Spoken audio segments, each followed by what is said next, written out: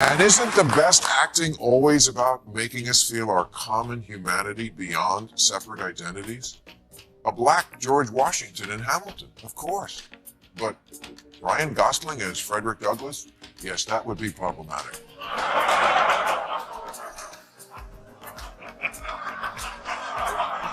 Ditto Shia LaBeouf as Shaft. No, they get this.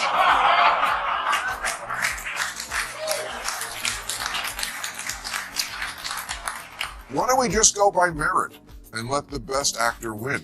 Which seems like what happened when Ana de Armas just got picked to play Marilyn Monroe, even though she's Cuban with an accent. Hey, maybe she should play Fidel Castro.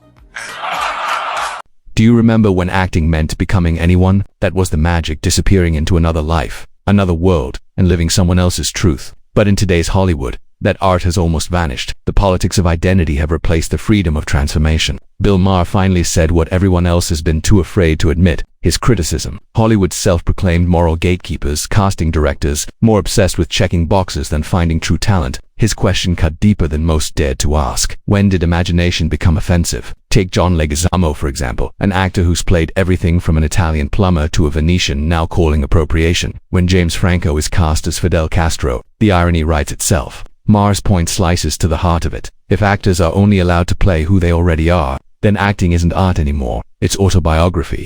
Casting directors have to stop listening to the casting police and go back to doing their job, which is picking the best actor for the role. Now, I mention this because a lot of people lately are either apologizing for or calling on others to apologize for playing roles they call appropriation. James Franco was just chosen to play Fidel Castro, and John Leguizamo posted, "No more appropriation. Boycott. It's up. I don't got a problem with Franco, but he ain't Latino." Okay, but John Leguizamo is Colombian American. He ain't a Venetian, but he played one. Maher couldn't have put it better himself. Acting was never about being yourself. It's about becoming someone else. That's the essence of the craft. You don't need to share DNA to tell a story with honesty and passion. If that rule had existed from the start, half of Hollywood's greatest performances would never have happened. Art isn't about ancestry. It's about imagination, the ability to step outside yourself and bring another life to light. He ain't a French little person or an Italian plumber, but he played them too because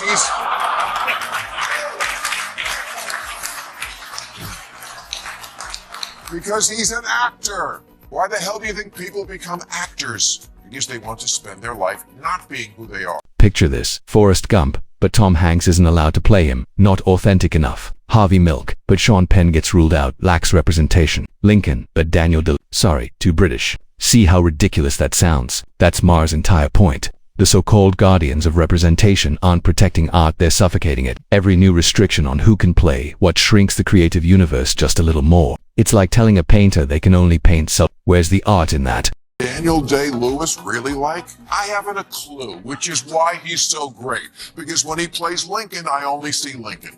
I don't think, well, there's a British heterosexual.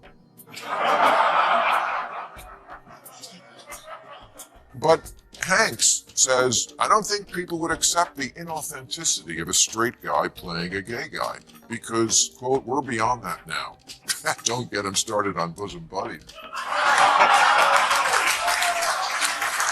I mean, really? Does Forrest Gump get thrown under the bus too because Tom isn't really mentally challenged? And as far as we're beyond that, no, that implies progress. This is the opposite. This is regression. This isn't just about one role or one casting choice. It's an entire mindset slowly draining the lifeblood out of art. You can see it on screen now. Movies that look flawless but feel empty. The risk is gone. The passion's gone. Actors aren't performing freely anymore, they're performing under surveillance. Maher, along with Eddie Redmayne, nailed this truth. When Redmayne portrayed a transgender woman in The Danish Girl, critics celebrated his courage and compassion, but years later he called it a mistake. Not because the performance lacked heart, but because today's moral rulebook demanded that apology. And that's the tragedy. Feeling guilty for doing what acting was always meant to be, the courage to transform. Appropriating sounds like an unforgivable sin until you remember that's what acting is. That's why acting jobs are called roles. Sean Penn won an Oscar for playing gay civil rights martyr Harvey Milk. At the time, it was considered a courageous act of solidarity for a straight male movie star to play a homosexual. Now it's the opposite. Eddie Redmayne played a transgender woman in The Danish Girl, but now calls that a mistake because many people don't have a chair at the table. Well, actually, in movies now they do. And what does it have to do with you playing trans? Does it then work the other way? Can trans actors only play trans characters? Because that's not going to be a good deal for them.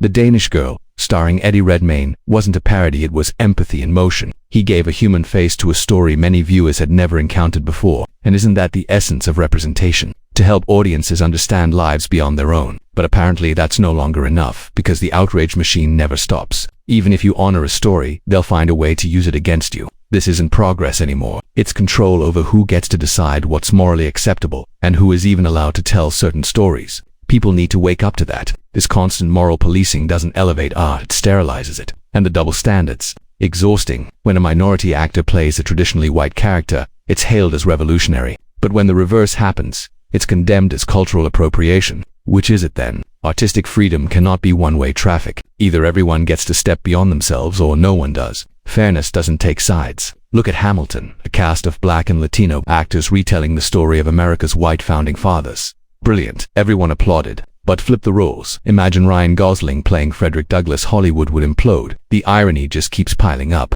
Ana de Armas was slammed for portraying Marilyn Monroe because she's Cuban and has an accent. Yet the moment she stepped into frame, she became Marilyn Raw. Haunting, unforgettable. Nobody cared where she was born. They cared about how she made them feel. Isn't that the entire point of acting? In today's Hollywood, such casting isn't just bold, it's borderline rebellion. And then there's Tom Hanks, who recently admitted he wouldn't even take his Oscar-winning role in Philadelphia today because he's not gay. Just think about that. One of the most powerful stigma-breaking performances in film history. A film like Philadelphia that cultivated empathy and transformed hearts might not even be made today. Because somewhere along the way, empathy became offensive. Follow that logic to its end, and it collapses under its own absurdity. What's next? Only murderers can play killers. Only veterans can play soldiers. Only aliens can play aliens. When did imagination become forbidden? Because that's where we're headed. A society where everyone stays in their lane, and for doing exactly what art is meant to do, stepping beyond the self, actors are punished. It's madness. Empathy was the point of acting. Yet Tom Hanks now says he wouldn't take his role in Philadelphia today because he's not gay, and the character was,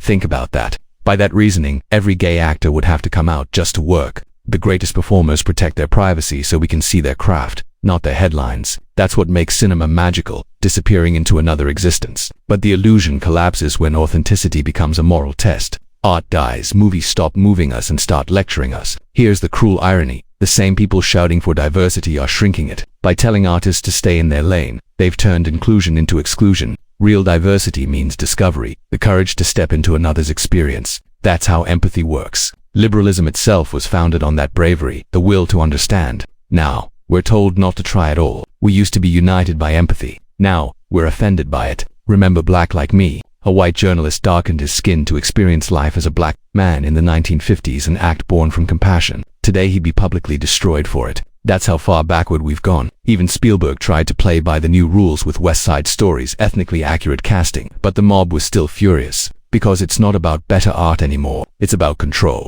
The irony deepens. West Side Story was created by three gay Jewish men, Bernstein, Lawrence, and Sondheim, whose empathy gave birth to something timeless. That same freedom wouldn't survive a casting tweak today. Now Bradley Cooper gets attacked for portraying Leonard Bernstein because he isn't Jewish, as if that is Hollywood's real problem. It's insanity. People don't go to the movies for purity tests. They go to see the human in the story. To laugh, to cry, to feel. Bill Maher is right. Hollywood has lost the plot. But maybe calling it out is the first step to getting it back. Because art doesn't belong to gatekeepers. It belongs to everyone. Let actors act. Let artists create. Let imagination run free.